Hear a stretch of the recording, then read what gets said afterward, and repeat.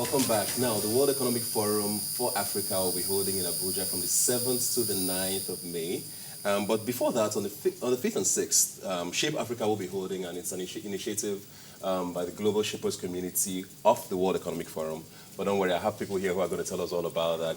Joycee Awojoodu, the Curator, Abuja Global Shapers Hub. Thanks for being here with us. Nice to be here. And Jake Effoduh, also a global shaper from Abuja. Thanks for being here. Thank you very much. Thank you. Okay, so simple. What is Shape Africa? So Shape Africa is an initiative of the Global Shapers community. It is basically a regional meeting, a regional gathering of all the global shapers across the continent. There are several hubs. There's about 2,700 shapers globally and 300 hubs across the globe.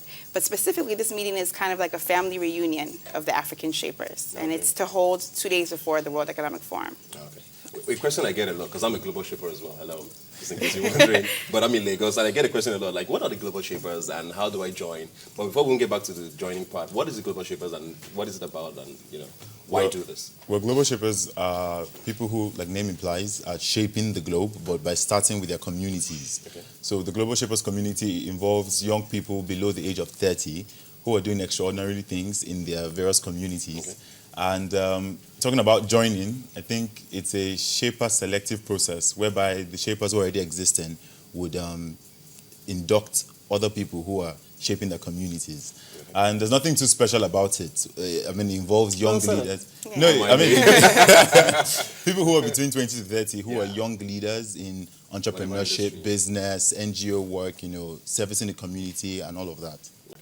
Yeah, so Shape Africa is holding on the 5th and the 6th. Yeah. How does this differ from the World Economic Forum itself? Okay, well, you can think of the Global Shapers as the youngest platform of the World Economic Forum. We are a community of them. Okay. So our agenda is separate in the sense that we're focused on our own community issues. The theme of our actual program is bold solutions. Change the thinking, change the results. We're very focused on proffering solutions to some of Africa's most pressing challenges, focusing on 4 pillars, and that is agriculture, entrepreneurship, education, and technology. So while we are ahead of World Economic Forum, they're separate. We are basically a part of the community, but have a different agenda for the purposes of this event. Okay, bold solutions. How are we supposed to tackle this now?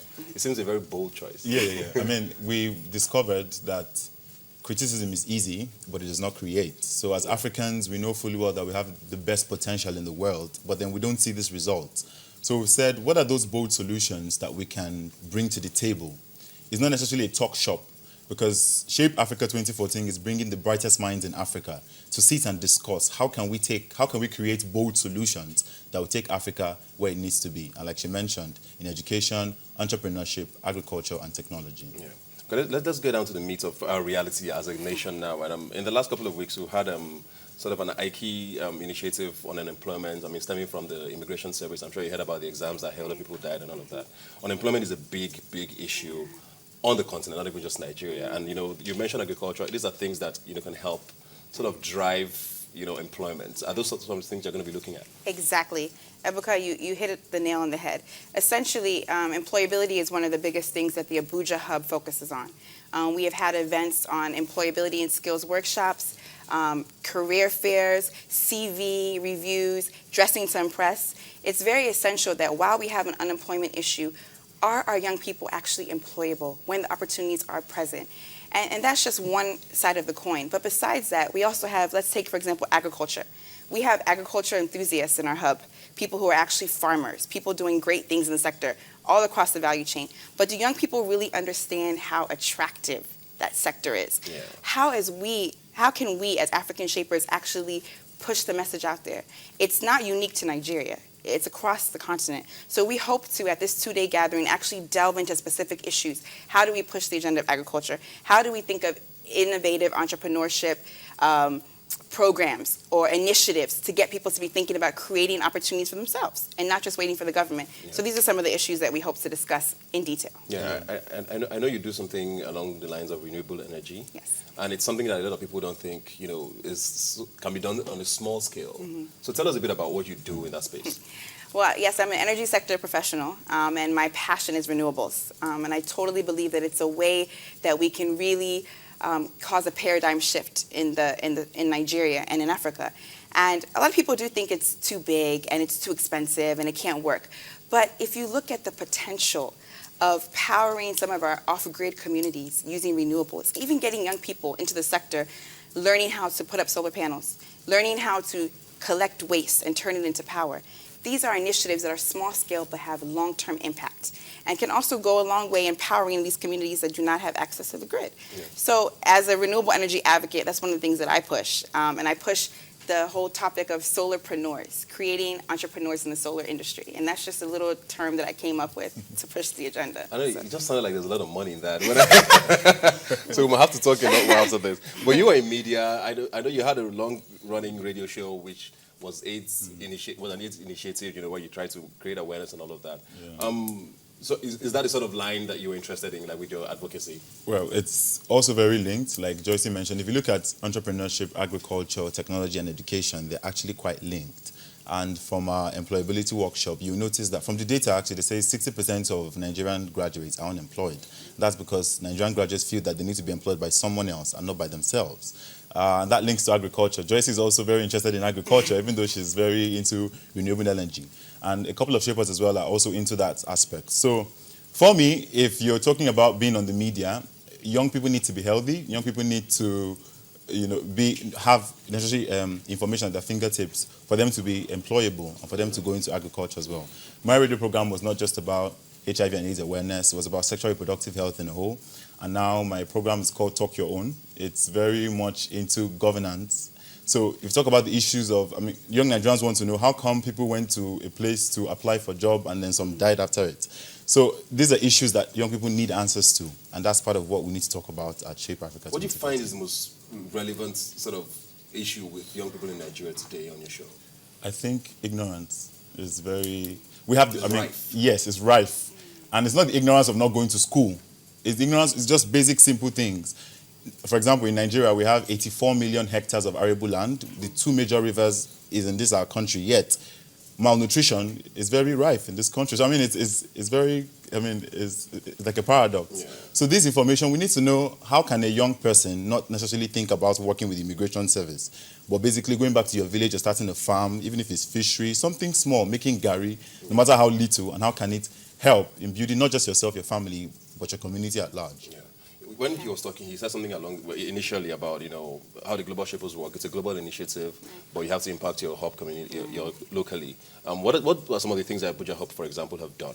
Okay, so Abuja Hub, as I alluded to earlier, does a lot around employability workshops. We believe that a lot of young people, although out of jobs, they also don't have necessarily the skills to prepare them. So we are very big on CV reviews, preparing them, providing them access to employers, internship connect, finding ways to plug them in while they're waiting for jobs. Additionally, we do work around, we've done stuff with the Place of Help, which is essentially a women's center where we were able to give clothing and also prepare the women for work as well. We are focused on things like hospital signage projects, where we're able to, if you go into a hospital in Nigeria right now, a lot of times you don't know where to go when you walk in. And a lot of times people don't have that time. So going in and putting the signs there so that people are aware of where to go. Brilliant.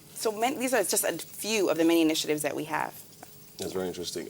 If I was watching the show now, I'd probably think, oh, World Economic Forum. I mean, before I became a global shaper, I thought it was this thing there, you know, where these men just go and talk shop and drink expensive champagne. Does this cut across class, is what I mean, with global shapers, for example? No, it doesn't. It doesn't cut across class at all. Anyone can be a shaper as long as you're committed to improving the state of your community.